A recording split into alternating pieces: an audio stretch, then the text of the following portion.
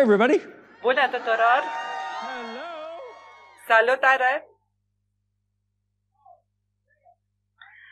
Să spun că sunt entuziasmat, e puțin spus, și bună întreaga lume. Mai este cineva pur și simplu uimit? Adică, știi, schimbarea e posibilă, totul e posibil, Sfinte Sisoie, de ce n-am știut asta de la vârsta de 2 ani? Cel puțin o știe acum. Bun venit la ceva despre schimbare, alegere pentru schimbare, și mi-a plăcut titlul, dacă vrei ceva diferit, trebuie să alegi ceva diferit. Sau... Ok. Ideea principală și în esență spune totul. Dacă îți dorești ceva diferit, trebuie să alegi ceva diferit. Cât de mult ai fost tu astăzi inspirat cu faptul că noi chiar putem să schimbăm acum lucruri. Nu-i așa? Da. Știi? Și frumusețea acestui lucru este că putem să avem entuziasm cu asta și nu este doar așa un ra, dar de fapt este în viața ta, se trezește, chiar te bucuri cu a fi viu. Am ajuns la Bar și la Access cu 23 de ani în urmă, chiar stabilisem o dată să pun capăt vieții. Am întâlnit o reclamă la Access Consciousness care spunea Access totul în viață. Vine la mine cu ușurință și bucurie și glorie. Și mi-a spus, te urăsc. Ei, știi.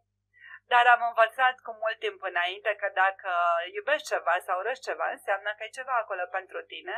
Mulțumesc! Și în cele din urmă am avut o sesiune de bars câteva săptămâni mai târziu. M-am întins pe patul de masaj. Înainte de sesiune plângeam aproape mereu pentru că mi-aminteam cât eram de nefericit, cât eram de fără speranță în viața mea și eram un căutător. Știi, căutătorii, ciudații ăștia din lume, toți oamenii ăștia care zic, ok, vrei să bagi ceva în fund? Ok, bine, stai că asta a fost o glumă. Ai încercat de toate, pentru că știi că altceva poate fi posibil și aici întâlnește cauciucul drumul, am făcut tot felul de lucruri și tot eram în acest loc în care mi se părea, mă simțeam că eram fericit și peste 3 zile iară primeam una în cap de la univers și după aia zic, știi ce? Gata, am încheiat cu asta. Universul, tot am încercat să creez fericire pentru oameni, să creez schimbare. Eu nu primesc nimic din asta, eu am terminat cu asta, ori mi se schimbă viața, ori am plecat de aici. Și am avut această sesiune bars și la 2 săptămâni mai târziu, eu eram, știi, înainte de asta pregătit să plec și știi, o libertate în asta când spui, ok, am încheiat cu asta și când asta se schimbă și spui, gata, am plecat de aici, îmi pare rău că vă deprim pe toți în jurul lumii. A simțit întreaga lume spunând, eram atât de fericit după ce m-am uitat la chestia asta cu muntele Everest. Serios, apropo, Andy, dacă te uiți, ești grozavă.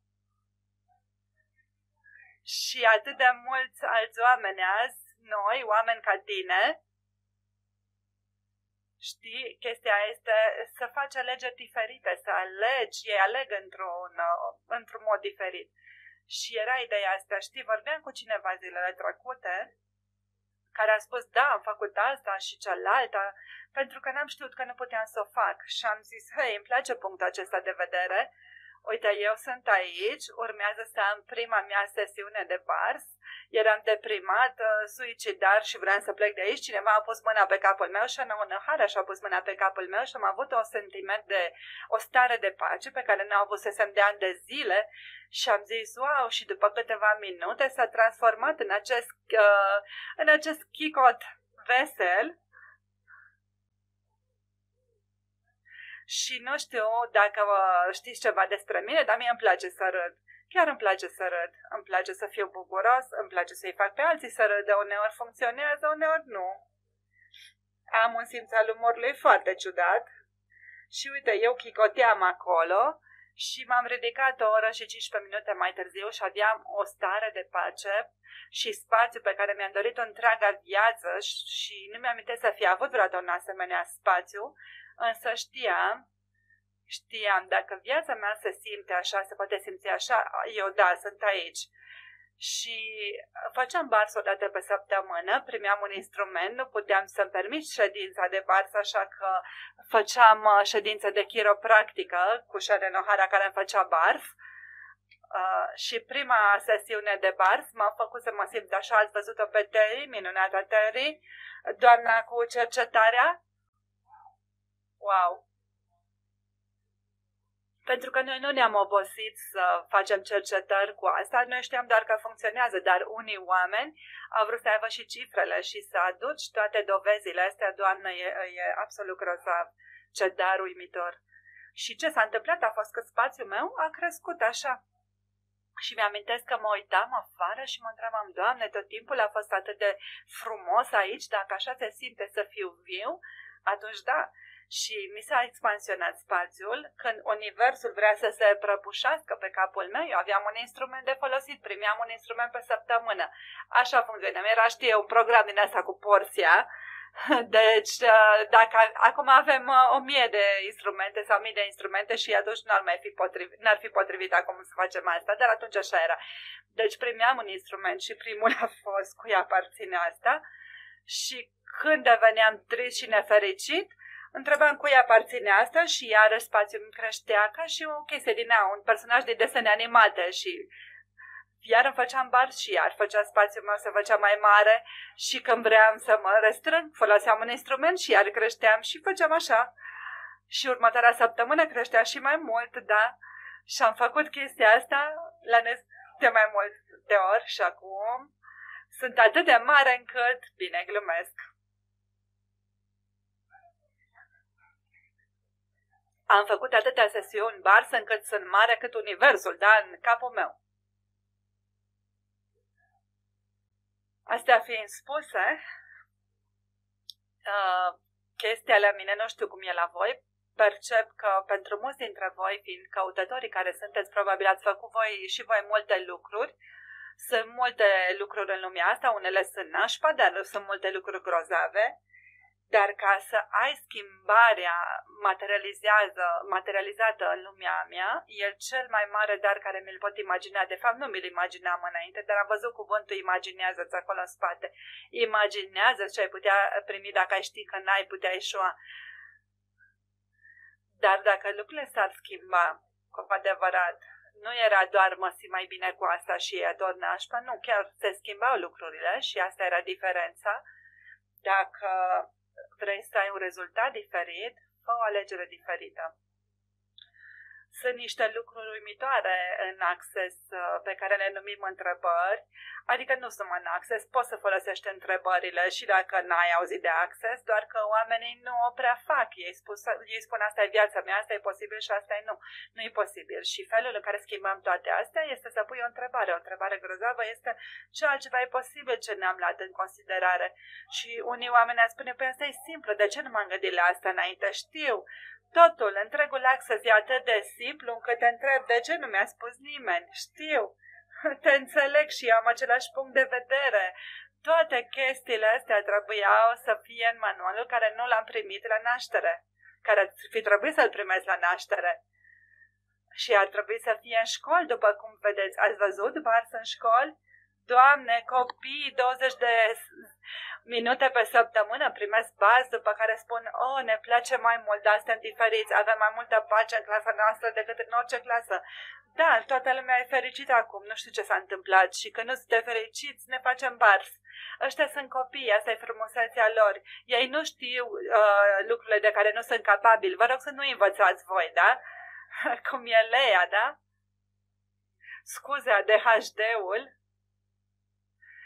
Am așa doar un picuț de ADHD, un pic amestecat cu un pic de OCD și niște tendințe așa autiste, nu-i nicio mare scofală. Câți dintre voi aveți ADHD, OCD și autism? Voi sunteți oamenii mei și cât de mult ați fost făcuți întreaga voastră viață greșiți pentru că nu puteați să urmați așa o linie directă.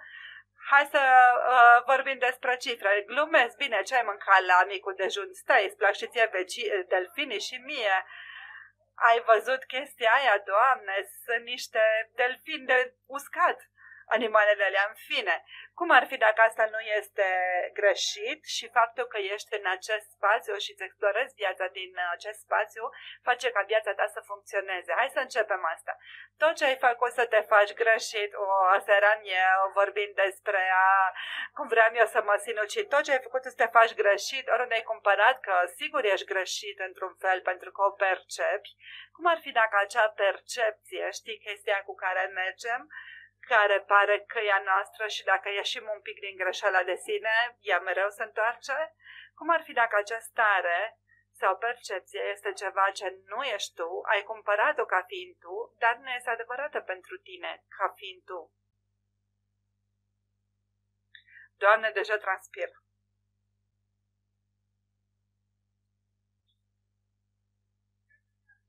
Tot ce este asta, toate minciunile care le-ai cumpărat, tot ce ai făcut să te faci greșit, că asta nu ar fi un mod corect de a te uita la lume, vrei să distrusă de crezi, te rog, rearom gudem pe podem pocolna și os bois povadzem eu și dacă n-ați auzit asta până acum, se numește fraza de curățare, nu știu la ce parte din ziua de azi.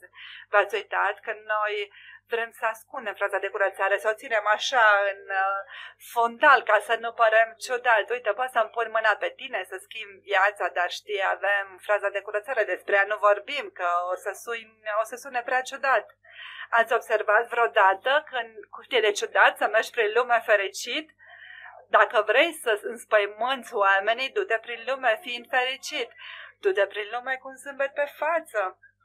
Sau vorbește cu cineva care își iubește drama și spune eu n-am problema asta.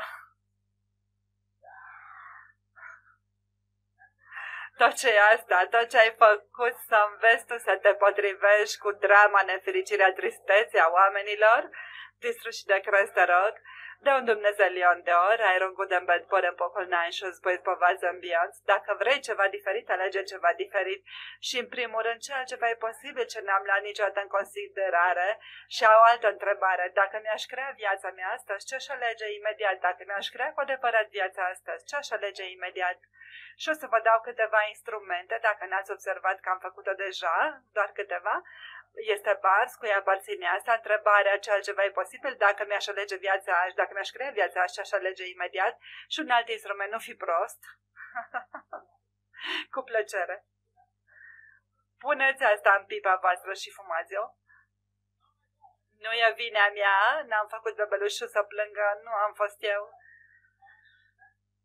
Următorul instrument, stați așa.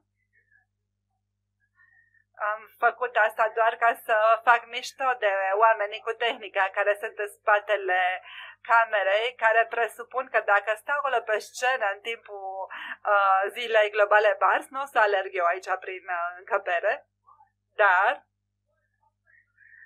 cât de uimitor a fost! Uite, asta se întâmplă când ești prezent așa. El fuge, dar eu reușesc să-l prind, el fuge, dar eu reușesc să-l prind. Uite, așa fac eu când n-am băut cafea. Cred că nu beau cafea pentru că eu cred că m-ar încetini, nu sunt sigur. Scuze. Hai să revin la a fi serios. Mulțumesc. O persoană de aici a spus nu, dar voi restul? La naiba cu asta. Să fiu serios, Doamne, câți oameni știi că sunt așa serioși, adecvați și fericiți? Cam atâția de mulți, care, apropo, este mărimea anusului tău când îți scoți capul din el. Știi? Scuze pentru cei care v-ați adus copii, pare rău pentru voi, tot ce e asta. Oare careva dintre voi vă distrați de unii singuri? Și eu o fac. Dar am o lume plină de oameni cu care vorbesc, dar totul e în mintea mea, adică vă mulțumesc că mă ascultați și că sunteți aici cu mine. Mulțumesc că sunteți aici în timp ce chestia asta își face filmul. Ok, vorbind de schimbare, Guru merge la vânzătorul de hot dog în New York și merge la vânzătorul de hot dog și spune, oh, Beneficule vânzător de hot dog, fă-mă una cu toate.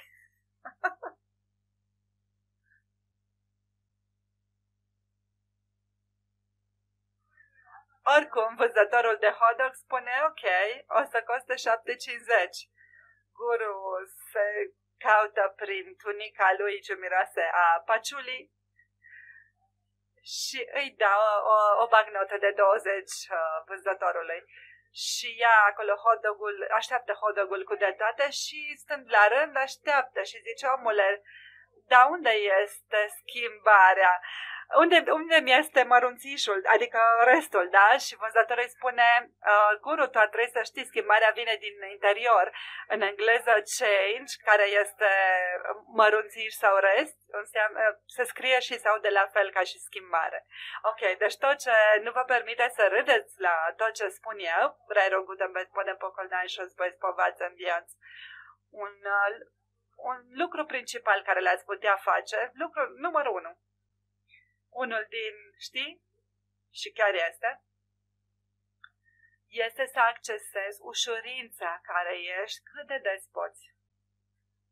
Scrieți o listă de resurse, un alt instrument pentru tine. Scrieți o listă de resurse. Când fac chestiile astea, mă simt fericit, îmi place mai mult de mine, primesc mai mult spațiu. Când fac aceste lucruri și sunt lucruri pe care chiar le faci, dar barsul este un exemplu grozav. Și asta este doar unul din miliarde. Unii dintre voi iubiți să vă mișcați corpul, alții iubiți să mergeți la masaj, alții vă place să mergeți în natură sau să dansați, să cântați, să țipați la oameni, orice ar fi. Nu știu cum sunteți voi setați, da? Dar știu, ce fericit sunt când zbier la oameni. Ok, fă pe asta atunci. Poate ai tu o chestie și poate cineva e fericit să se țipe la el. Cine știe, într-o lume a posibilităților infinite, ce e posibil ce ne-am luat în considerare? Descrie o listă de lucruri, resurse pe care atunci când le faci, devii fericit. Știi, pentru că ce e adevăr pentru tine te face mai ușor, o minciună te face mai greu. Ce e adevăr pentru tine te face să te simți mai ușor, o minciună te face să te simți mai greu. Deci, ca idee, cu tot ce te face să te simți ușor, tu devii tot mai ușor.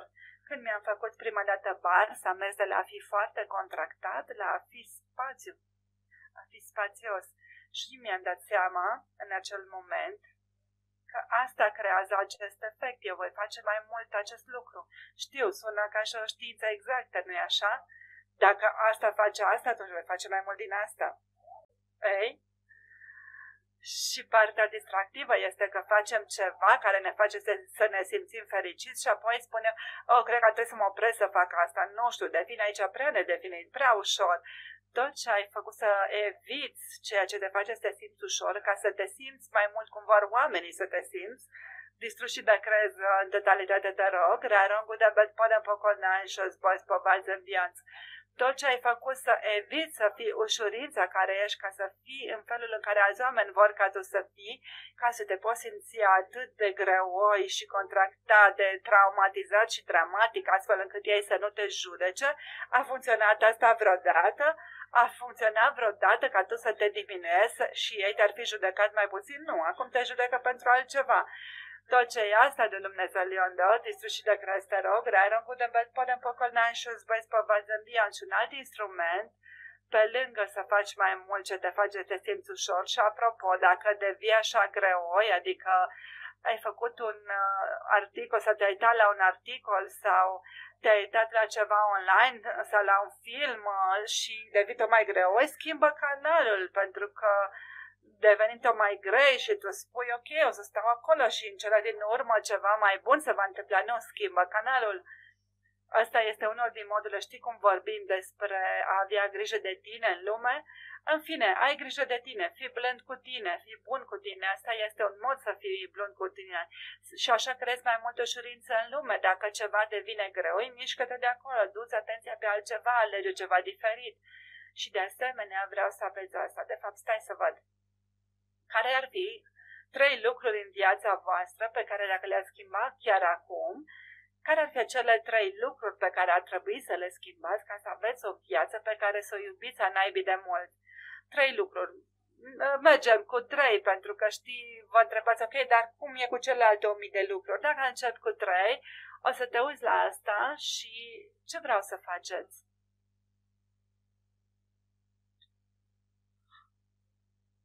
Sunt atât de multe moduri să dezvolt chestia asta, dar ideea este, uite, percepeți ce ar fi acele lucruri pentru voi acum, nu, scuze. N-am vrut să vă deprim pe toți. Bine, să nu faceți ce am spus eu. Faceți ceva ce vă face să vă simțiți ușor. Bine, o să mergem cu ideea asta în moment. În primul rând, tot ce ați evitat la zona asta, scuze că sunt multe lucruri aici în mintea mea care încerc să le exprim în cuvinte și care nu funcționează atât de bine pe cât ar trebui să funcționeze. Hai să luăm un aspect al vieții. Dacă s-ar schimba și aș fi atât de mult mai fericit și după aceea puteți să aplicați asta și celorlalte 829 de lucruri care sunt pe lista voastră cu ce trebuie să schimbe ca să fiți voi fericiți. Și ce vreau să vă faceți? Uitați-vă la acel aspect al vieții. Ce evitați acolo? Pentru ca ceva să rămână blocat, este ceva ce noi evităm. Ce evit eu cu asta? Și face parte din procesarea verbală care avem în Access, care duce barsul la un alt nivel, în care noi putem să schimbăm lucruri specifice. Barsul este grozav pentru că poate schimba o grămadă de lucruri la care nu poți să ajungi așa cu mintea ta. Tu spui, ok, vreau să schimb asta, mintea ta spune, nu pot să schimb, dar ființa ta se ușurează cu barsul și ființa ta spune, ok, știu unde putem ajunge. Și rare ori este ceea ce crezi tu. Doar îți oferă spațiu al ființei. Deci am ajuns acolo, cum am ajuns, ce s-a întâmplat, stați așa, să apăs butonul de înapoi în creierul meu. Ca să rămâi blocat într-o anumită zonă, trebuie noi evităm să ne uităm la ea și asta îi permite să rămână blocată. Există un spațiu care am observat că este disponibil și am observat că atunci când oamenii au acces la instrumentele Access în mod special și orice instrumente ai grozav, folosește-le. Dacă te fac să te simți mai ușor, fă-le. Dacă te fac să te simți mai ușor, n-au cum să fie greșite sau rele. Da, orice instrument aveți. Și am observat că există un spațiu în care, în loc să simți că trebuie să eviți asta, am problema asta, păsăce cu familia și relațiile, de câte ori mă gândesc la asta, intru în zona aia de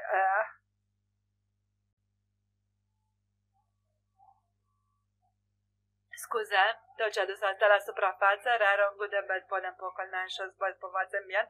Am avut un game de păr de familie.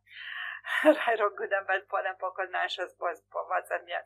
Asta este unul mai nasol decât un game de păr normal, pentru că un game de păr familial este, știi, vine de pe generații, înțelegeți ce spun, da? Cu plăcere.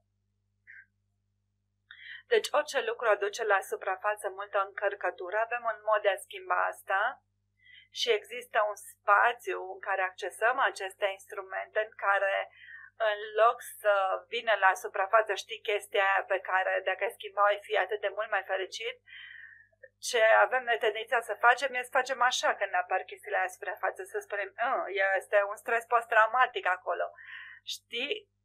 Când ce am auzit chestia asta, este o chestie foarte bună la stresul post-traumatic. Ce era Terry? Aha, barsul, da, mi-amintesc barsul. Doamne, cum devine și mai bine decât barsul. Deci este un mod în care, în loc să mai eviți lucrurile, tu poți să fii prezent cu ele. Hai să facem la asta un moment. Acea zonă, aspect al vieții voastre, percepeți-o cum este în acest moment și îmi pare rău să vă fac asta acum. Am nevoie de mai multe guri și voi aveți nevoie de mai multe urechi, că nu pot să vorbesc destul de repede să vă dau toată informația. Știi, sunt toate cuvintele astea care vor să iasă toate deodată, prin guri diferite. Eu vreau să le spun pe toate deodată. Cu plăcere, mergeți, schimbați-vă. Bine, papa, mulțumesc că ați venit.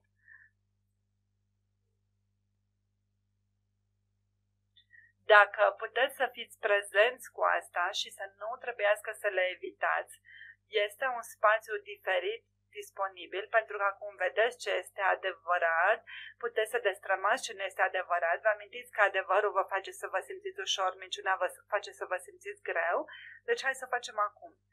Dacă percepi acea zonă sau aspect al vieții tale și percepi senzația de evitare a acelui lucru și observ când fac asta cu sala, cu încăperea și oamenii din lume, oamenii devin mai puțin prezenți. Când am vorbit despre evitare, tu ce ai făcut? Te-ai îndepărtat. Asta era energia.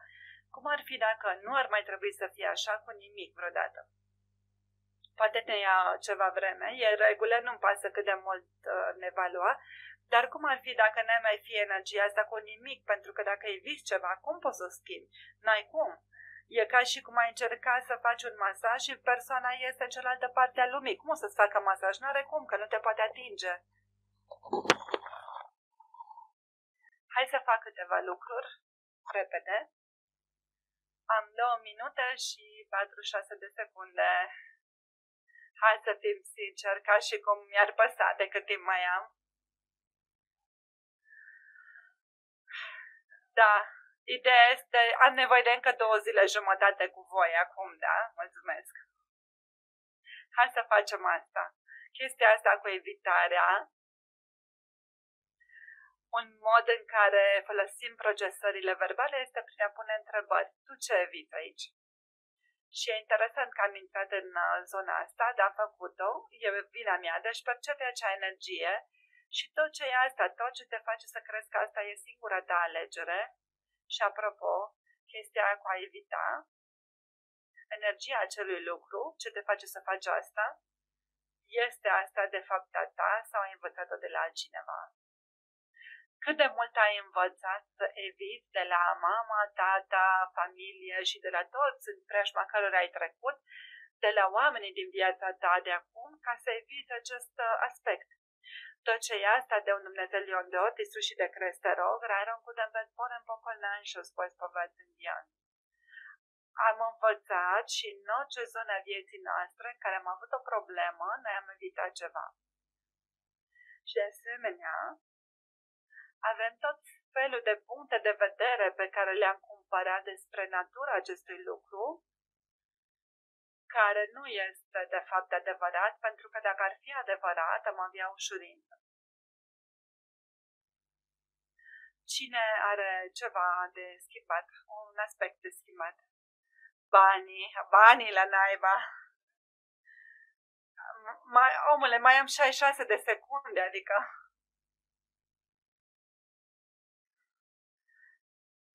Și să-i dăm drumul. Deci uitați-vă la asta moment. Banii. Ce o fi la voi cu banii în momentul ăsta?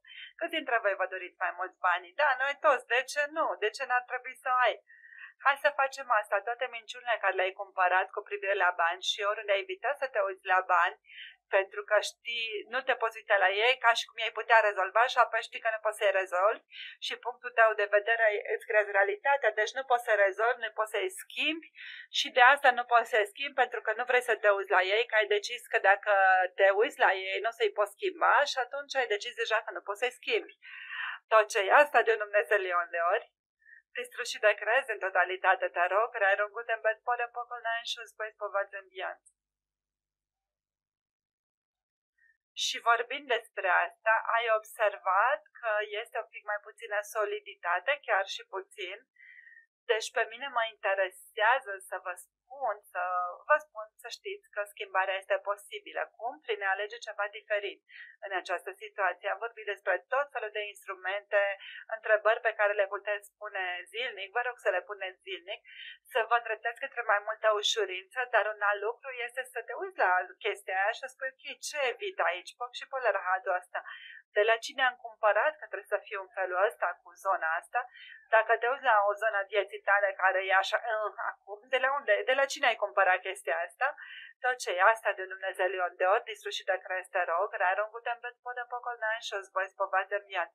Și dacă nu mai trebuie să le validezi realitatea lor, dacă nu mai trebuie să le validezi lor realitatea, dacă nu mai trebuie să le vindeci realitatea, câți dintre voi știți că ați venit aici să vă vindecați părinții și familia și pe toți ceilalți? Tot ce e asta, cum ar fi dacă nu mai trebuie să o faci, tot ce creează asta distrugi de crezi, te rog, rearom budem pe podem pocolnea în șus, voi povate în bianț. Un alt lucru care ai vrea să-l faci este, acui realitate, o apăr aici. Acui realitate o apăr, pentru că, uite, lucrul ciudat este că punctele noastre de vedere limitate, cea mai mare cantitate, le-am cumpărat de la alți oameni, am crescut în preajma lor și ideea este că voi sunteți conștienți, energetic, Doamne, am ajuns la 0 secunde să murim cu toții. Rahat, îmi pare rău tuturor, mă bucur că v-am cunoscut și papa. Sunteți bine? Bine. Bine, n-a venit Armagedonul încă?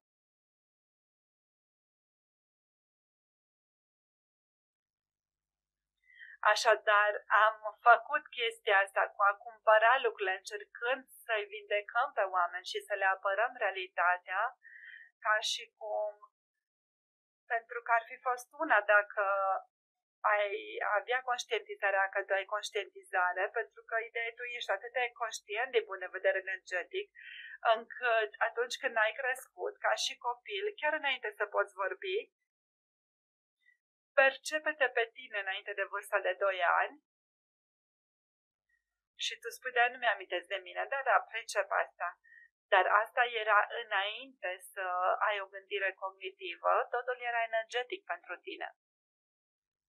Tot ce a dus asta la suprafață și oriunde ai, și motivul pentru care aduc asta în discuție este să recunoști că multe din structurile energetice, ale lucrurilor care ne limitează, nu ne aparțin și nu este despre nimic altceva decât a putea să schimbi asta, pentru că dacă nu e a ta, n-ai cum să o schimbi. Dacă tu crezi că e a ta, tu poți să faci o alegere diferită, dar până nu desfaci ideea, adică nu desfaci tot ce ai făcut să cumpere acest punct de vedere, va crea o diferență. Deci tu ce ai cumpărat cu privire la bani de la mama ta înainte de vârsta de 2 ani, tot bine, rău, corect, greșit, e posibil sau nu e posibil, Sfinte Sisoi, asta e una bună, distrugi și decrezi și întorci la expeditor, ai rogut de bet podem pocol n-ai și voi păpați în dianț. Tot ce ai cumpărat cu privire la bani înainte de vârsta de 2 ani de la tatăl tău și de la amantele lui, tot ce este asta de Dumnezeu Leon de ori, distrugi și decrezi, te rog, rai rogut de bet podem pocol n-ai și voi păpați în dianț. Asta a avut un pic mai multă energie decât credeam că va avea, pentru că eu sunt aici și eu mă îndrept doar către energia care apare, însă partea interesantă este că ăștia suntem noi, suntem ființe, creaturi energetice. Și de asta spun, în măsura în care ești dispus să alegi ceea ce te face să te simți ușor, asta îți va crea viața. Deci am vorbit despre ce eviți. Deci dacă mergi la acea zonă și te întrebi, ok, ce eviți și de la cine am învățat să eviți în acest fel, tot ce faci să eviți exact aceleași lucruri care le-au evitat părinții tăi, în loc să recunoști că ai o alegere complet diferită, tu poți să fii atât de prezent cu acel lucru încât să nu te mai îngrijorezi că vei crea stres post-traumatic în lumea ta și să te întrebi cum vei supraviețui. Tot ce e asta distrus și de crezi, te rog, rerom budem pe podem pocolnean și o zbăi povați în dian. Avem acest instrument în Access numit Cui aparține asta, se bazează pe ideea că 98% din gândurile, sentimentele, emoțiile pe care le simți nu ți aparțin și avem o aplicație, ghiciți cum se numește, Cui aparține asta și dacă pui întrebarea asta, aplicația dispare. Glumesc. Avem și o aplicație Fitu schimbă lumea și ambele sunt gratuite, sunt o grămadă de resurse acolo și unul din motivele pentru care avem atât de mult conținut gratuit în Access Consciousness este că ne dorim să creăm o lume mai fericită, o lume mai fericită. Niciunul dintre noi nu vrea să trăiască o viață nefericită. Sigur că o alegem uneori, dar rare ori pentru motivul pentru care crezi tu că o faci. Hai să facem și asta. Toate motivele și justificările tale cu privire la lucrurile astea pe care vrem să-l schimbăm, toate motivele și justificările cu privire la de ce există, tot ce ai decis tu acolo și tot ce ai cumpăra de la altcineva că ar fi acest lucru, distruși de crezi în totalitate, rarongul de bedpodem pe online și o spăți povăd în el și rulați acest proces, ce shebang pot să fiu, ca să am totală claritate și ușurință cu a schimba acest lucru. Ce shebang poți fi, ce este un shebang, dacă ești curios, este ce energie, spațiu, conștiință, alegere, magie, miracole, mistere, posibilități, putere și potență. Ce shebang pot eu fi, ca să am totală ușurință cu a schimba toate astea și tot ce nu permite acest lucru, distrug și de cred. Rarongul de bet punem pe colnain și o-ți voi spovați în viață.